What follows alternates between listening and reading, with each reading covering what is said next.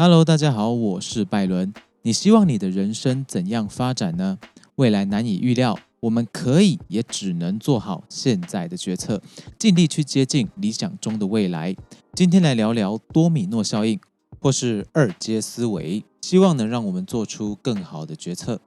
多米诺的意思是骨牌，骨牌的特性是从第一片倒下开始，一片接着一片产生连锁反应，比喻系统内事件的因果关系，也就是发生事件 A 引起一系列的事件 B、C、D， 解释着生活中的每一件事、每个决策都影响着之后的发展。理解这个概念，我们做决定的时候能更清楚地评估得失，提高我们的决策品质。思考时，一般人都能想到第一层后果，这个叫做一阶思维。如果能够推想到事情会如同骨牌般扩散影响，想到第二层之后，叫做二阶思维。一阶思维大概长这样：我如果这样做，那么你将会如何应对；而二阶思维则是我如果这样做，你会如何应对。接下来，如果你选择 A 手段，我该如何？而如果你选择 B 手段，我又怎么样？那么三阶就是我想你预判了我的预判，也想到你会预判了你的预判被我预判，所以我准备如何。重复这个过程直到机关算尽，那么每个人都会变成神经病。人是有限理性的，不可能掌握所有的资讯，不过能做的还是要尽力去做，尤其是像决策影响重大的时候，比方说买房好了，你是一个自住客，那你要买房，不只是多了房子跟贷款，还会影响到之后的生涯安排、财务结构，还有你的风险承受程度。当然，还有你往后好几年的生活形态，还有行为选择。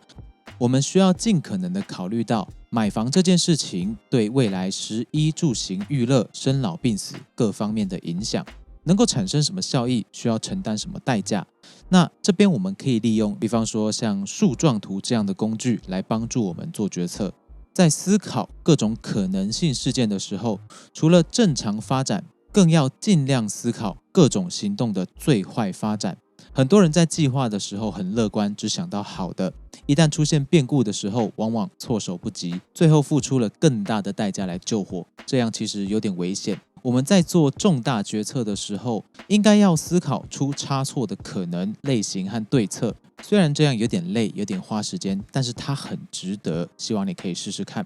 除了尽量推导可能的发展，最好也能够想到久远的时间，1年后、3年后，甚至更久。试试看，尽量去想象未来的各种可能发展。比方说刚刚的买房，如果我们买贵、买差、买烂，或是邻居素质很差，常常惹麻烦，或者我们在3年后、5年后有生小孩的计划，或是碰上一些不得不断尾求生，因为资金不足以供房的状况，那你会怎么办？能怎么办？不管你最后决定是否要买，尽可能的搜集资讯，让自己清楚为什么目前要做这个决定，以及对可能的影响有一个底。你有先想过这个问题，那么当预期的事件发生的时候，你比较能够理智应对，做出比较明智的选择。或许有些人会因为做了太多最坏打算的预想而无法做出任何的决定，因为大多数的路看起来好像尽头都是死路。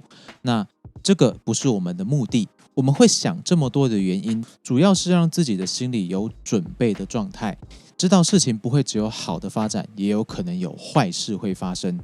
而当他们发生的时候，没碰过的没关系，我们继续找方法，一定有很多是没碰过的状况。那如果刚好是你想过的状态呢？你是不是感觉好像就是心里底气比较足？也许这就能够帮你更快的度过难关。而我认为二阶思维给我们最大的效益，其实是让我们不再天真，以为事情都会照我们期望的方向发展，而是认知到事情的发展有各式各样的可能性，有好的，当然也有坏的，但更多的应该是好坏掺杂。我们不可能想到完美的解方，只能够尽可能的去推论，然后做好决策，之后执行决策。执行决策的过程里面，我们会有所得，也会有所失。然后更多的是不断的获取新的资讯，再从这些资讯里面去调整我们的步调，努力的让事情朝我们想要的方向发展，这个是我们能够做到的。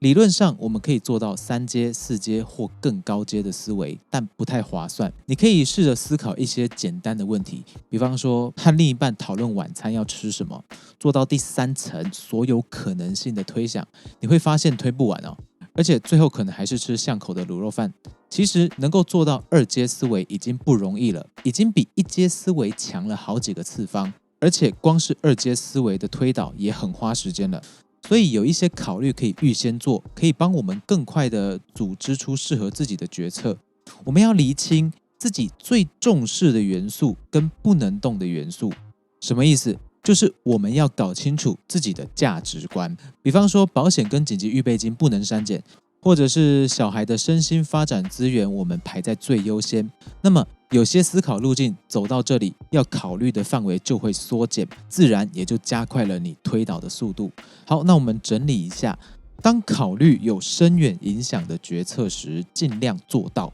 2阶思维，尽可能考虑到所有的可能性。平时也能练习多推导1层可能的影响，去锻炼自己的思考能力，去锻炼思考更远一点的未来，让我们三思而后行，理智决策，尽力而为。重点并不是寻求完美无缺的方案，而是要求自己清晰思考问题，做好当下的决策，对未来产生更好的影响。那么希望这期有一点点的帮助。我是 Byron， 记得3连订阅留言，我们下次见喽。